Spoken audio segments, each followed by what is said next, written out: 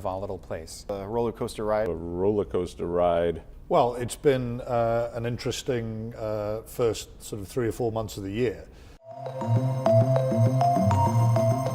What's your view of the closed-end fund market year to date, and what's your outlook for the rest of 2016? Well, year to date, the closed-end fund market has been a volatile place. January and February had significant downside pressure, and then of course in the past few weeks, the markets have rebounded nicely. This has allowed investors who were questioning their asset allocation earlier in the year, saying, do I really have the risk tolerance that I thought I did, to reevaluate now that most asset values are back where they were, and try and think of long-term plans and get their hands around their asset allocation questions. 2016 started off with a roller coaster ride. Obviously, the equity markets were down almost 10% in January, and closed-end fund discounts did not narrow like they typically do with the January effect. So investors in closed-end funds were on a wild ride as discounts widened out even further.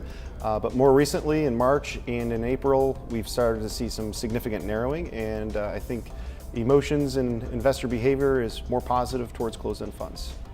I think generally we've seen what I would call a recovery in closed-end funds in the first quarter of 2016. Obviously the broader market took something of a roller coaster ride from January through the end of March.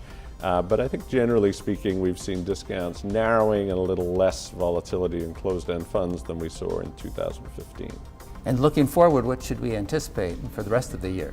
Well, there's been a significant change in interest rate expectations over the last month or two. When the Fed raised rates, the view as espoused by the Fed was there would be possibly 4 rate increases in 2016. The market never really believed that. I think today most people think that we're probably talking about 2 more further Fed hikes this year. I think if the market gets sort of what it expects, that's likely to be a good thing.